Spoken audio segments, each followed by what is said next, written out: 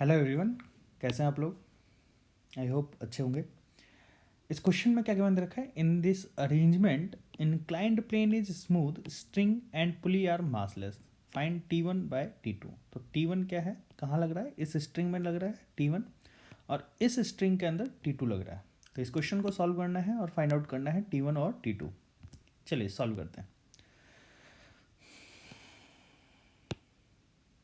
मैं इस डायग्राम को कट कर लेता हूँ,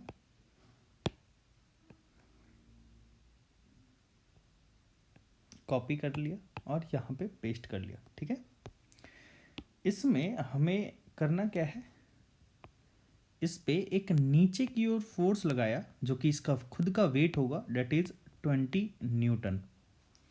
और इस पूरे सिस्टम का जो कि कितना है इसका मास, इस पूरे सिस्टम का मास होगा, मान लेते हैं ये गिवन दे रखा है 5 kg और ये 3 kg। तो इस पूरे सिस्टम का मास इस डायरेक्शन में फोर्स लगा रहा होगा 80 साइन 30 डिग्री। कैसे लगा वो हम बात कर लेते हैं। देखिए, एक्चुअल में इसका खुद का वेट, इस पूरे सिस्टम का जो खुद का वेट होगा वो लगेगा 80 न्यूटन डाउनवर्ड। इस 80 न्यूटन का एक कंपोनेंट, ये 80 न्यूटन इस डायरेक्शन में लगा, 80 न्यूटन इसका वेट हो गया इस पूरे सिस्टम का, और 80 का साइन थीटा इस डायरेक्शन में लगेगा। इसी तरीके से इसका एक कंपोनेंट इस डायरेक्शन में लगेगा, डेट इज 80 cos 30। ठीक है, इसको मैं थोड़ा सा इधर बना देता हूँ। ठीक है, और ये हो जाएगा ये।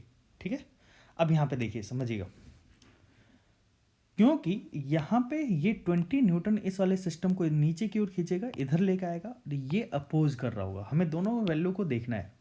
80 साइन 30 की value 1/2 that is equal to 40 newton. अगर आप लोग थोड़ा सा ध्यान से देखें तो ये 40 न्यूटन इसको अपोज इधर खींचना चाह रहा है और 20 न्यूटन इधर। ज़्यादा बड़ा कौन सा है, 40 न्यूटन। तो ये सिस्टम इधर जाएगा, ये ऊपर जाएगा। तो इस तरीके से ये वाला सिस्टम इधर एक्सेलरेट करेगा और ये ऊपर की ओर ए एक्सेलरेट करेगा। ठीक है, तो एक्सेलरेशन की वैल्यू कितनी होगी, तो एक्सेलरेशन ऑफ की वैल्यू हम लोग लिख सकते हैं 40 न्यूटन खींचने वाला फोर्स है और अपोज करने वाला 20 newton divided by mass of whole system.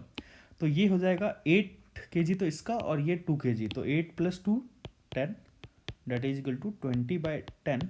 ये हो जाएगा 2 मीटर पर सेकेंड स्क्वायर से ये पूरा सिस्टम मूव कर रहा होगा। अब बात आती है T2 की।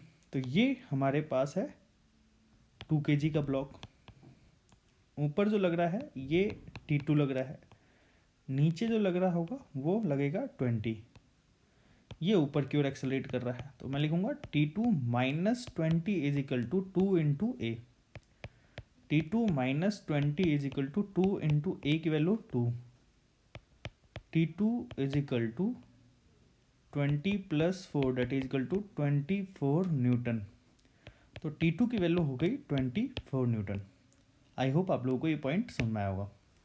ऐसे ही अगर मैं बात करूं इस 5 kg वाले ब्लॉक की,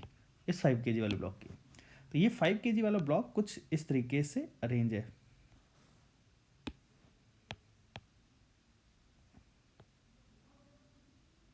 इस तरीके से अरेंज है। इस 5 kg वाले ब्लॉक के ऊपर ये इधर से T1 टेंशन लग रहा होगा और इधर से टेंशन लग रहा होगा, इधर से फोर्स लग रहा होगा 5G साइन 30 डिग्री, क्योंकि ये 5 kg का ब्लॉक है। ठीक है, अब यहाँ पे देखिए, क्योंकि ये सिस्टम इधर एक्सेलरेट कर रहा है तो ये वाला जो फोर्स है ये टेंशन से ज़्यादा बड़ा होगा। तो अब इसके लिए इक्वेशन लिख देते हैं। तो यहाँ पे मैं लिख देता हूँ इसको 50 और ये sine 30 1/2 that is equal to 25। और T1 की वैल्यू हमें निकालनी है, तो मैं लिख सकता हूँ 25 - T1 is equal to 5 into A. 25 - T1 is equal to 5 into acceleration की वैल्यू हमारे पास 2 है बेटा। 25 - 10 इज इक्वल टू T1। मैंने इस वाली टर्म को इधर ले आया और इस वाली टर्म को इधर ले आया, तो T1 की वैल्यू हो जाएगी यहाँ पे 15 न्यूटन। T1 की वैल्यू 15 न्यूटन। तो हमारे पास जो वैल्यू आएगी T1/T2 वो कितना आएगा, T1 divided by T2 that is equal to 15/24 और डेट इज इक्वल टू हो जाएगा 5/8। आई होप आप लोगों को ये क्वेश्चन समझ में आया होगा। थैंक्स।